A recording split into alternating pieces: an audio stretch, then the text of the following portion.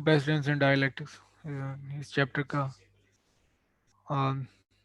दूसरा लेक्चर है हमारे पास, और 26 चैप्टर है सर्वे का। ये हमारे इस लेक्चर में हम दो टॉपिक्स डिस्कस करेंगे। एक है हमारे पास कम्बिनेशन ऑफ कैपेसिटर्स, कि आपके पास एक कम्बिनेशन ये पॉसिबल है कि दो कैपेसिटर बैटरी के साथ पैरेलल कनेक्टेड है, और या फिर बैटरी के साथ वो सीरीज में कनेक्टेड है। तो इसके लिए हमारे पास कैपेसिटेंस क्या होगी। ये अरेंजमेंट्स हैं, इन दोनों का मिक्सचर भी हो सकते हैं अरेंजमेंट, कि एक सर्किट हो सकता है जिसमें पैरेलल कम्बिनेशन भी मिले आपको और सीरीज कम्बिनेशन भी मिले, लेकिन मेजरली आप इन दो कम्बिनेशन में सर्किट्स को डिवाइड कर सकते हो। दूसरा हमारा टॉपिक है energy stored in charge capacitor. ये अगर आपके पास एक कैपेसिटर है, ठीक है, और आप उसको चार्ज करते हो तो वो कैसे स्टोर होती है। एक तो तरीकाकार है देखने का कि आप उसको एक प्लेट से निकाल के चार्ज दूसरी प्लेट पे स्टोर कर रहे हो जो नेगेटिव चार्जेस हैं। तो एक तो in terms of charge store होती है एनर्जी, और दूसरा एक और तरीकाकार भी है एनर्जी को स्टोरेज को देखने का, वो है इलेक्ट्रिक फील्ड।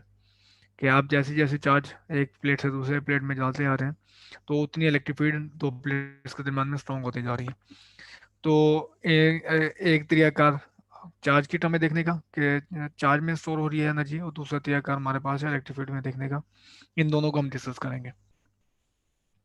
तो स्टार्ट करते हैं कम्बिनेशन ऑफ कैपेसिटर से।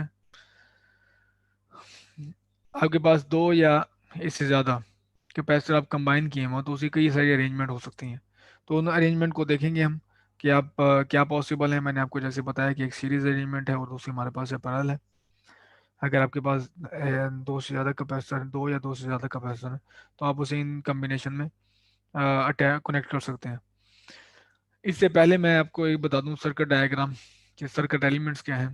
तो हमारे पास ये जो सिंबल होगा आपके पास, ये दो परपेंडिकुलर नुमा मैंने से जो सिंबल बनाए हुए हैं, इसको हम कहते हैं कैपेसिटर। इस तरह एक ये दो लाइन कट की हुई है, एक लाइन स्मॉल है एक बड़ी है। तो ये नेगेटिव टर्मिनल है बैटरी का, ये पॉजिटिव टर्मिनल है, इसको हम बैटरी कहते हैं। ये स्विच का सिंबल है, और ये हमारे पास है स्विच क्लोज का सिंबल। ये स्विच ओपन है, ये स्विच क्लोज है। और जो लाइन आप देख रहे हो ये स्ट्रेट लाइन, ये वायर है हमारे पास, ठीक है। और अ, हम इसमें एक आइडल वायर लेते हैं जिसमें हमारे पास जो रेजिस्टेंस है वायर की वो जीरो है। तो ये जो हमारे पास लाइन देखोगे जो डिफरेंट एलिमेंट्स को हमने जोड़ा हुआ है जिन लाइन से, वो हमारे पास वायर होगी, और वायर में जो रेजिस्टेंस लेंगे हम वो जीरो लेंगे। तो ये हमारे पास है बेसिकली सर्किट एलिमेंट्स जिनको यूज करते हुए हम कोई भी सर्किट ड्रॉ कर सकते हैं। और भी होते हैं लेकिन इस चैप्टर के लिए हमारे पास ये काफ़ी है। तो पहला केस है हमारे पास पैरेलल कम्बिनेशन का। ये है बैटरी, ये अटैच है जो मैंने उसका वोल्टेज भी है, और इस बैटरी के टर्मिनल के साथ ये यहाँ पे इसी टर्मिनल के साथ ये आपके पास कैपेसिटर जुड़े हुए हैं। कैपेसिटर वन जुड़ा हुआ है, और इसी टर्मिनल के साथ हमारे पास कैपेसिटर टू जुड़ा हुआ है। तो आपको नज़र आ रहा है कि ये बेल जो ये नेगेटिव टर्मिनल के साथ दोनों एंड जुड़े हैं इसके कैपेसिटर के, और हमारे पास ये जो पॉजिटिव एंड के साथ बैटरी के दोनों कैपेसिटर के एंड जुड़े हुए हैं। तो ये कम्बिनेशन हमारे पास कहलाता है पैरेलल, C1 C2। अब आप देखें कि जो वोल्टेज यहाँ पे बैटरी अप्लाई करी है C1 को, वही वोल्टेज अप्लाई हो रहा है C2 के लिए। तो जो अगर 6 वोल्ट है बैटरी का, तो यही 6 वोल्ट C1 को अप्लाई होगा, और यही भी 6 वोल्ट C2 को अप्लाई होगा। तो पोटेंशियल डिफरेंस जो होगा दोनों कैपेसिटर के कॉरस्पॉन्ड, वो बिल्कुल सेम है, वो उतना ही है जितना बैटरी अप्लाई करी है। So delta V1 is the capacitor voltage of capacitor 1, and delta V2 is the capacitor is the voltage difference between two plates of parallel plate capacitor। तो दोनों हमारे पास यहाँ पे सिमिलर है। तो जैसे हमारा मकसद ये है कि wish to replace these two capacitor by just single equivalent capacitor C equivalent.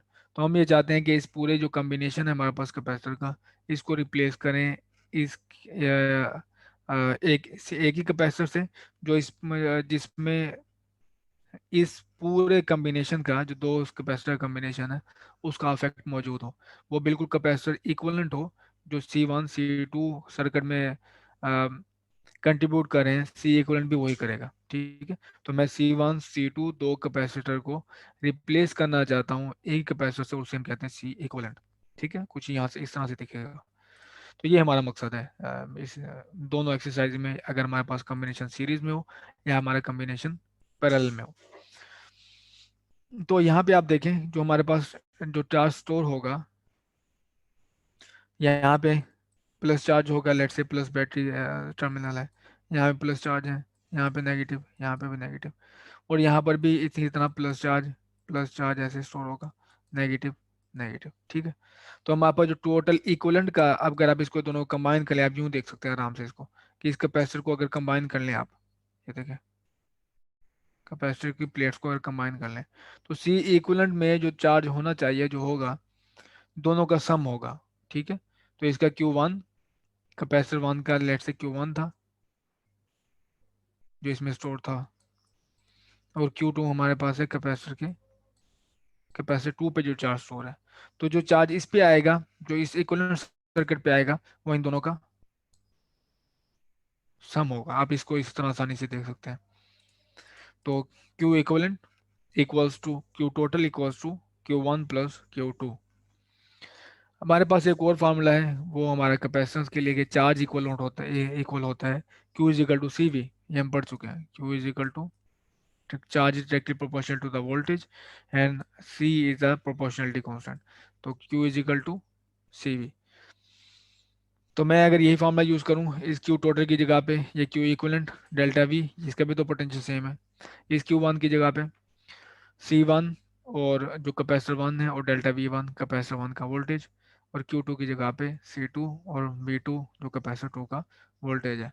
हम पिछली स्लाइड पे देख चुके हैं कि आपके पास जो दोनों ये पोटेंशियल डिफरेंसेस हैं वो सेम है, delta V1 equals to delta V2 equals to delta V1। तो ये सारे डेल्टा V हैं, ये भी डेल्टा V है।